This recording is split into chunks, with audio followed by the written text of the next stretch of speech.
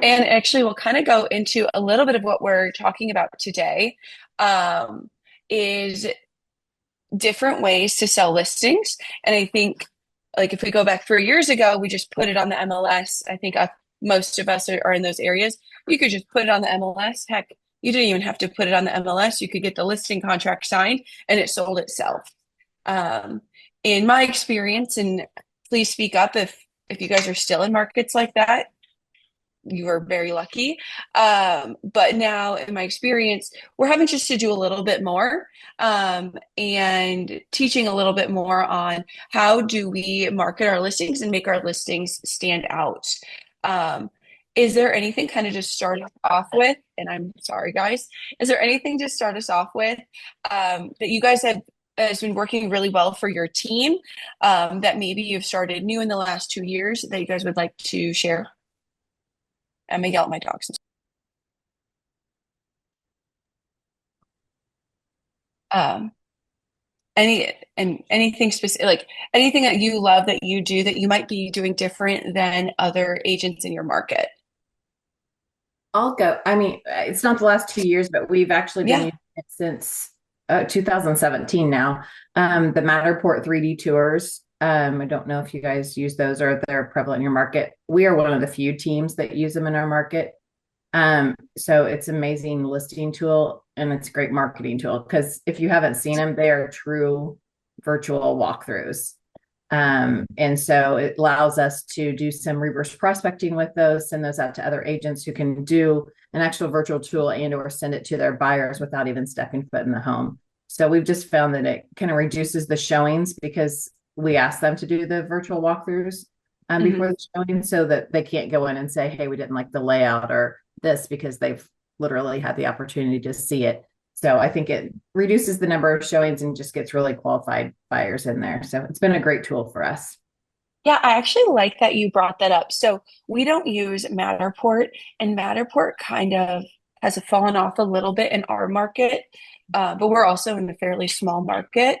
Um, but one thing I actually got some pushback. So this is kind of great, like talking about the pros and cons of doing. So I really like floor plans.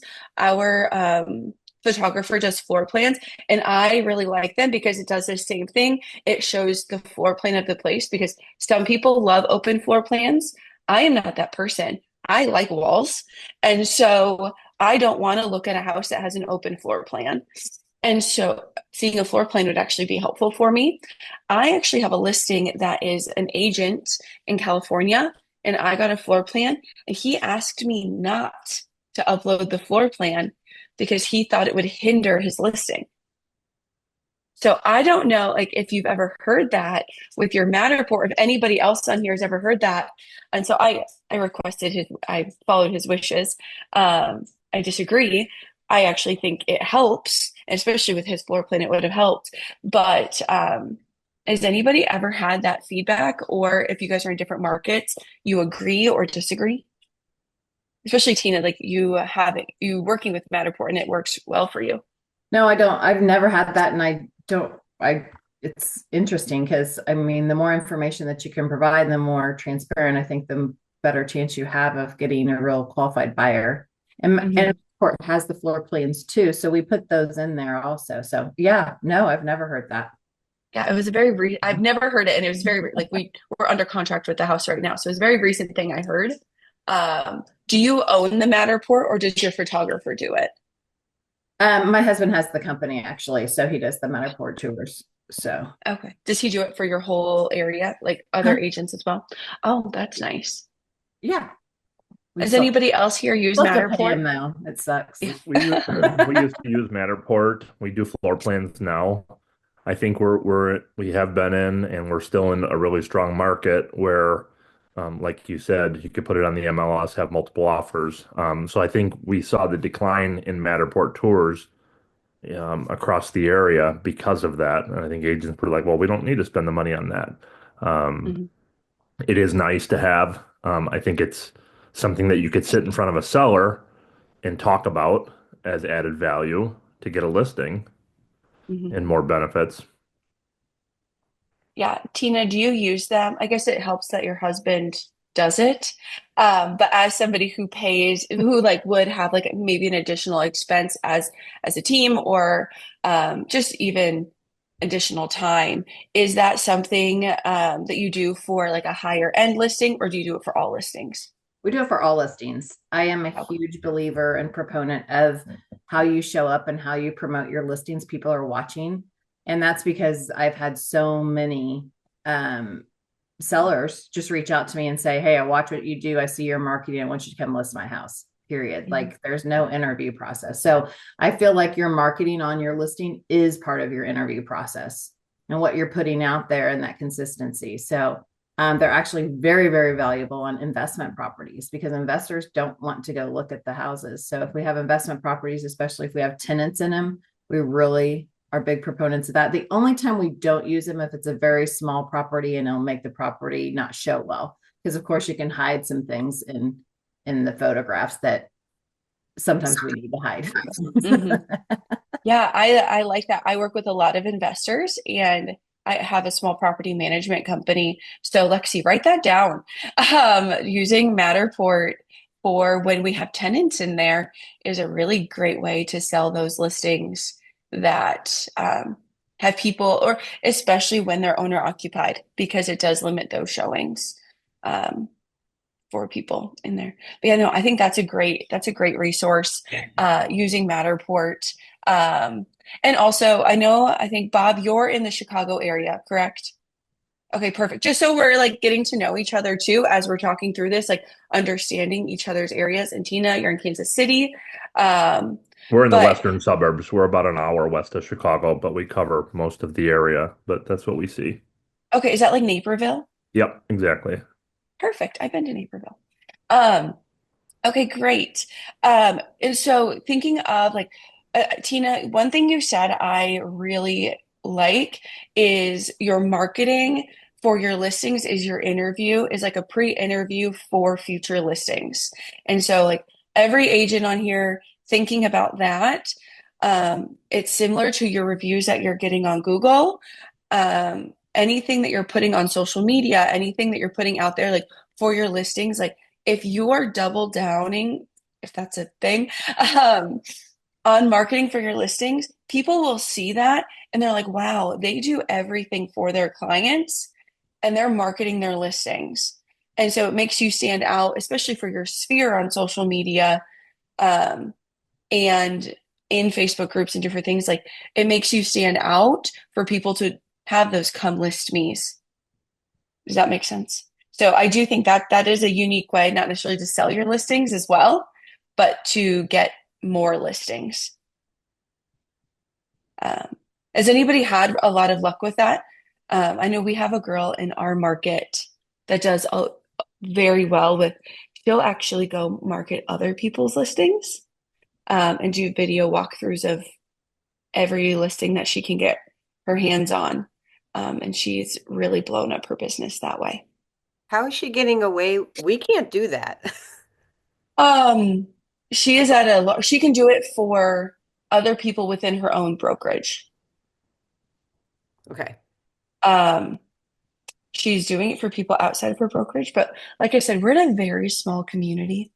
We only have 1,000 agents. We have only 850 agents in our MLS. So everybody kind of knows everybody. Um, it's a different market out here for sure. But yeah, she'll do video walkthroughs as long as you have the seller's permission and the other broker's permission. And you are saying you are not the listing agent. You do have to have the listing agent's information on there. So, um, but we have done that with other people within our brokerage. Like we'll go do video walkthroughs and do other things, especially if we're low on listings or doing different things like that. But I will also hire, like, if I'm struggling, so kind of going back to selling my listings, I had a listing, I had no idea why this thing wasn't selling last fall. I called other agents who I know have really strong social media followings, and I was like, I will send you a $20 Starbucks gift card for you to go through and post a video, do a video walkthrough of this property. And I had three different agents go do that. Because they have different social media followings than myself. They were actually at different brokerages. This was before they were kind of cracking down on that here. Um, and yeah, they liked it because they got more marketing, and my sellers liked it. And so it just helped get my listing out a little bit more. So that was kind of a unique thing. I was getting desperate with that listing. Yeah, no, that's a great idea. That's a great idea when you're in a situation of something not selling, Mhm. reaching out to other people and allowing permission for them to market it. Who cares, right? You're trying to sell Mhm. the property, period. And it does, you're showing your seller that you're willing to do whatever it takes in order to get it out there to more people. So, I think that's a good idea when you're in that kind of situation. Yeah, and my seller, she did not care as well. She knew that they were just agent friends of mine. And I told her, like, there are other brokerages. She's like, I don't care at all. As long as you're making sure that your seller knows you have your seller's permission and have your broker's permission. Correct. You don't own your own brokerage, make sure just to have your broker's permission, so you don't get in any trouble. I'm on the board of directors at our association too, so I just kind of make sure I have everybody's okay and making sure that you're marketing it correctly. Um, I ask all the questions, so I don't get in trouble. Um, but yeah, so I'm just, and also talking with other, I'm being involved in our association has been very helpful for me. And being involved in like other organizations, like I don't know, a lot of your associations probably have like a young professionals network, which is a really bad name for the network because there is no age limit on it, guys. Um, it's just a really bad name for a social network within your association.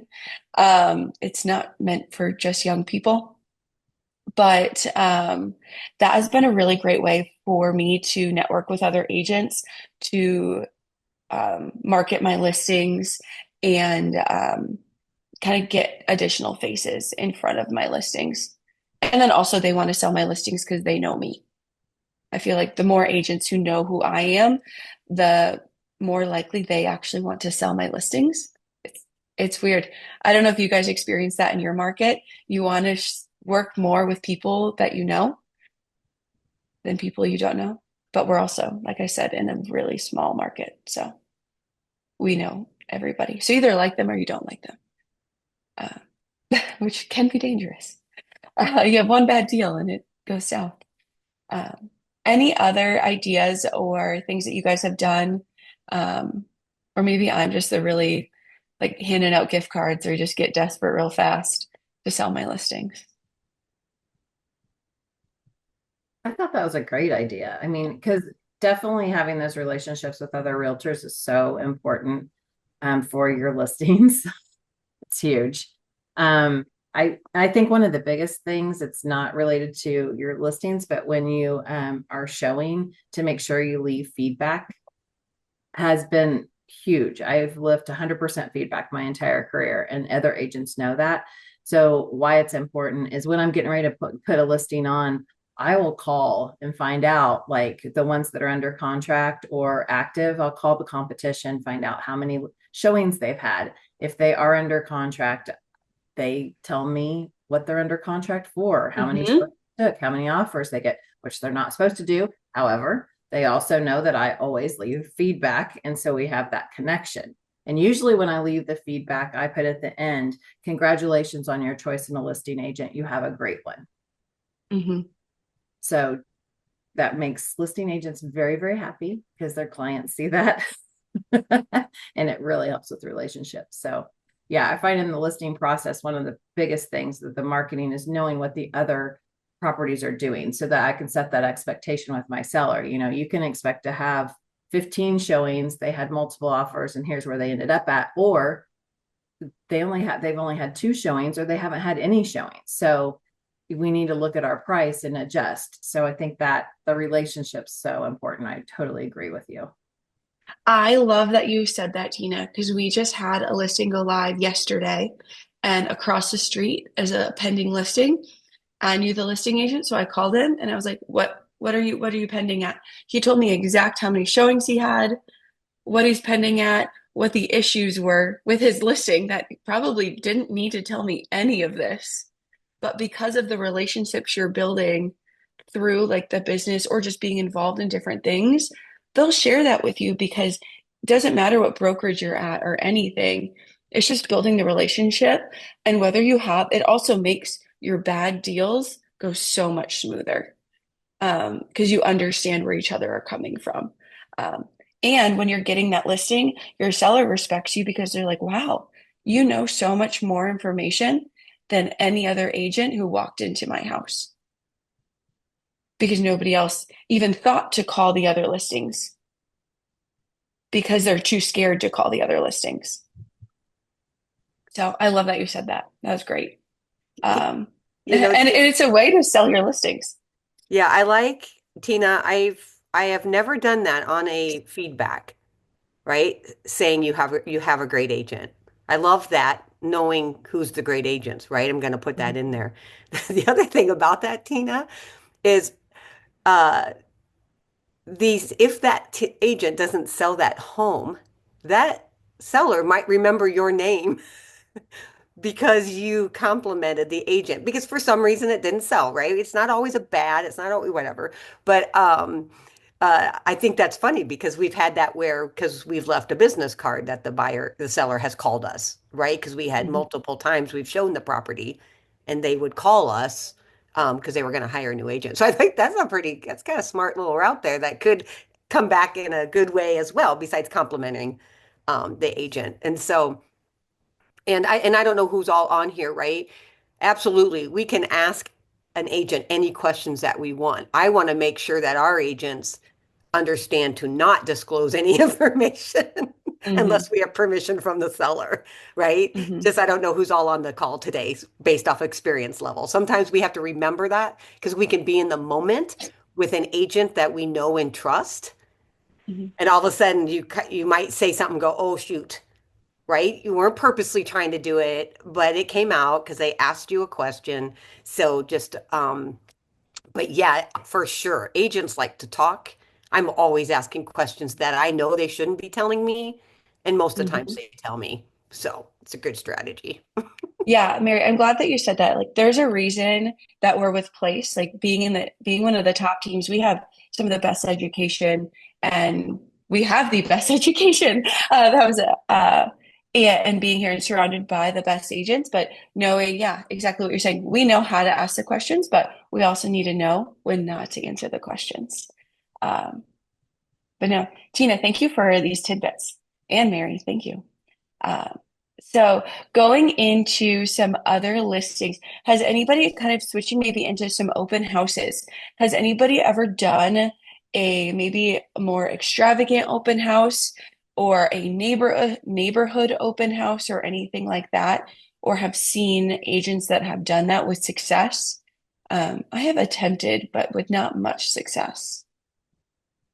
Does anybody have a lot of success with them? Prior to this market, I would always do a neighbor open house and door knock and circle prospect, exclusive to the neighbor. So typically it would be the day that it went on, and then I would do it like from 4 to 6, and literally only invite the neighbors. Of course, it's open to everyone, but promote it as an exclusive sneak peek of see what's going on in your neighborhood.